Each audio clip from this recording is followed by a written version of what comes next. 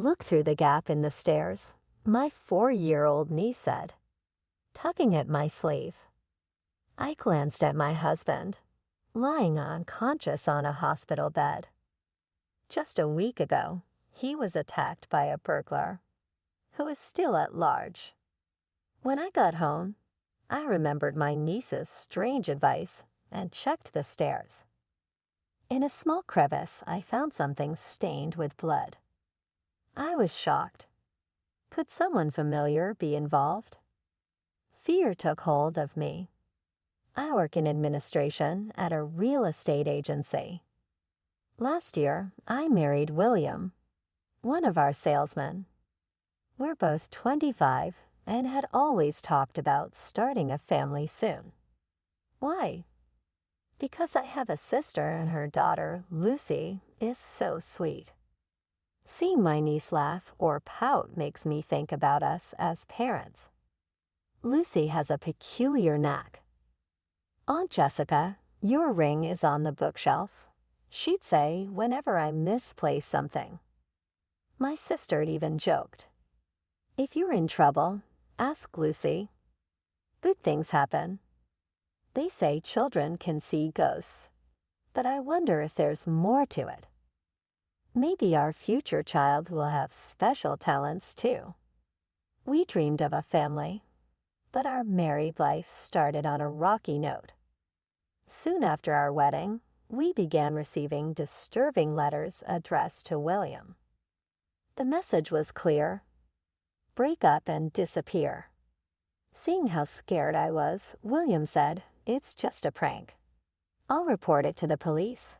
He did, but the sender remained unknown, and we were anxious every day. One day, John, a colleague of William's, came to my office. Why was someone from sales visiting me? When I approached him, he handed me a note with the same ominous message: disappear. I gasped as John looked at me with a serious expression. This was found on William's desk. As a rising star in sales, he had made enemies. Many saw him as a nuisance. "It's troubling," John said, crumpling the note. "I've known William since we both started here. If you need anything, just ask." He gave me a reassuring smile. I was shocked by William's situation, but having John as an ally was comforting. My sister also came by, concerned for us. Despite the troubling letters, we stayed strong with the support we had. I was determined to stand by William. We had no idea what was coming next. While attending a friend's wedding on a Saturday, my sister called in a panic. "Jessica, William is unconscious. Come back right away." I was stunned. William was supposed to be home after working overtime. "Jessica, he was stabbed during a break-in," my sister continued. Her words were hard to process. I rushed to the hospital and found William pale and still. "William, wake up," I pleaded, holding his hand, but he didn't respond. The beeping of the machines filled the room as tears streamed down my face. I wondered why this was happening. My sister, who had been waiting, tried to comfort me. The police said our neighbor found William collapsed and bleeding from a stab wound while delivering a community newsletter. Normally, the neighbor's habit of opening our door without knocking would be annoying, but it turned out to be a blessing in this case, leading to William's early discovery. Given the recent burglaries in the area, the police suspected the same person was responsible. It has to be the same person who sent those letters. I've already talked to the police about it. I told my sister. She interrupted, "I'll handle talking to the police. You need a break." I regretted attending the wedding. If only I hadn't gone, maybe William would be safe, I thought. I prayed for his recovery, but even a week later, he remained unconscious, and the attacker was still free. I spoke to William, connected to tubes in his hospital room. "Our anniversary is coming up soon. Where would you like to go?" But he didn't respond. I tried to stay positive, but it was difficult. Tears kept flowing despite my efforts. John, who had been visiting daily with flowers and treats, was there. "Sorry for showing you this," I said, quickly wiping away my tears. John leaned in and said, "Don't worry about it." Just then, I heard a small voice behind me. "Aunt Jessica, who's this?" I turned around to see my niece, Lucy, looking curious. It was her first visit. My sister quickly said to Lucy, "Come on," before turning to John. "Sorry for the intrusion." "Family, huh? I'll leave you to it," John said, giving a brief nod to my sister. He placed the flowers down and left.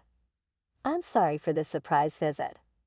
Lucy insisted on seeing William, my sister said, though Lucy seemed focused on William, staring at him intently.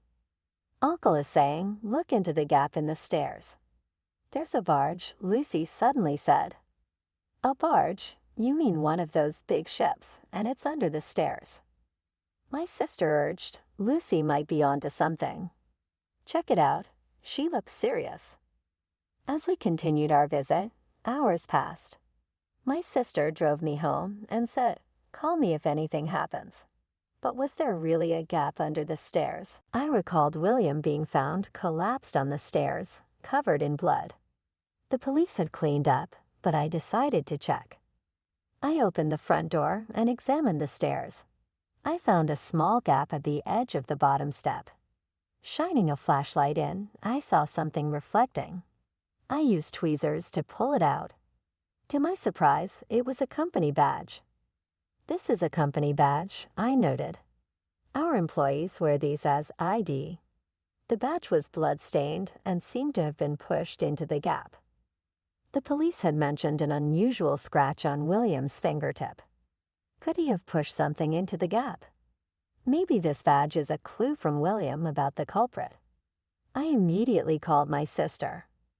"I found something. Let's go report it to the police." As my sister was bustling around, I heard Lucy's voice. "If there's no barge you need later, it's troublesome for one person who's being a nuisance." Another riddle. Is this part of the case? I asked, but Lucy just giggled. Her riddle about the stairs might be another clue about the perpetrator. I stared at the blood-stained company badge in my hand. It seemed William had left a crucial clue during his desperate struggle. I promised myself I would find the criminal and seek justice. I quickly handed the badge to the police and then visited my niece. If there's no barge you need later, it's troublesome for one person who's being a nuisance, Lucy had said. Her words puzzled me, so I asked for more. "Lucy, what do you mean by needing a barge later? Are you saying it's too late?" Lucy shook her head. "No, not like that." I was still confused. When you say it's troublesome for one person who's being a nuisance, does it refer to the number of people? Would 2 people be less bothersome? Lucy replied, "No, that's not it. It's about being bothersome." She looked smug, but I was no closer to understanding. Frustrated, I left her house and went to a cafe to clear my head. While sipping my coffee, a man in a suit at the next table stood up, accidentally leaving his phone behind. "Excuse me, you forgot your phone," I said. He hurried back, relieved, and said, "Thank you. It's my work phone." Losing it would mean writing an incident report. That's when it hit me. I dashed back to my workplace, and the pieces fell into place. 5 days later, I was back at the hospital with my unconscious husband. John came by and asked, "It's been a while. Why haven't you been at work?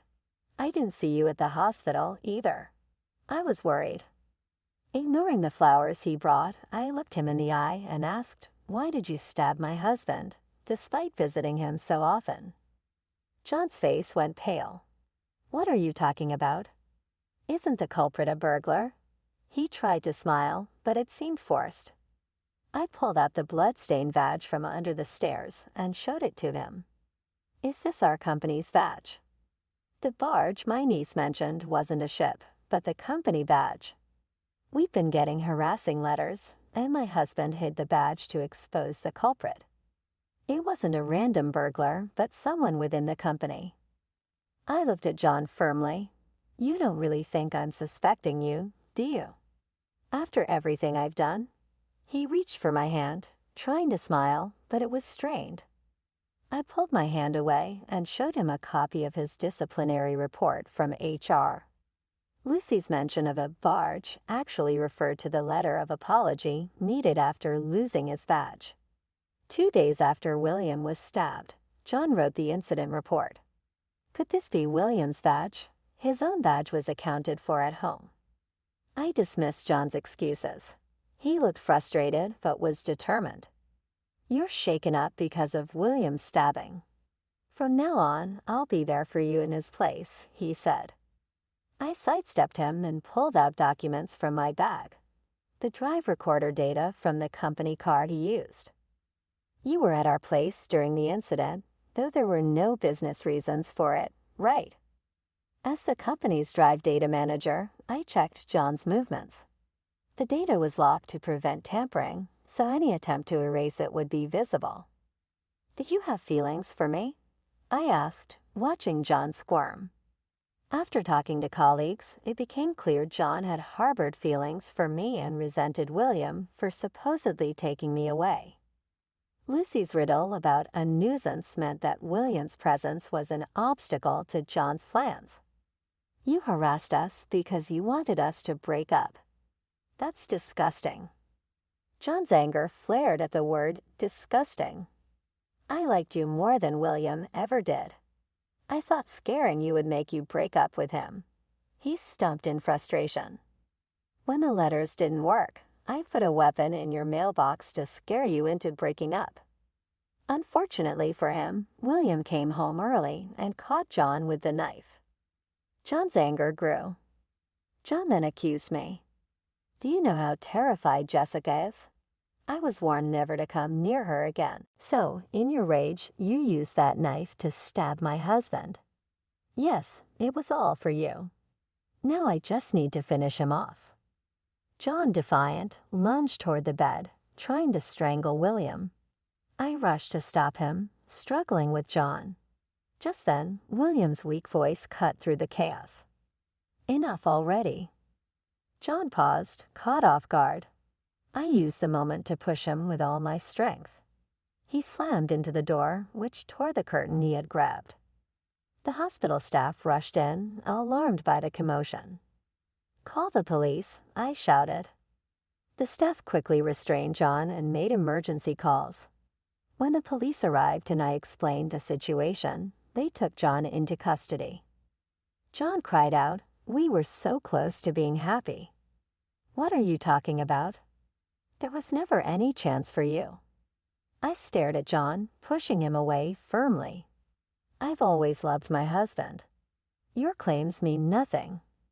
The only person I love is my husband. Stay away from me forever, I said. As John was led away, he muttered angrily. William later regained consciousness and testified against John, leading to his conviction. John faced about 7 years in prison and would likely struggle financially after losing his job. Today, I had my sister and Lucy over for lunch with William. As we sat around the table, Lucy grinned and said, "The new chair isn't just one. It's two." William and I exchanged glances. It looks like we're expecting twins. I'll need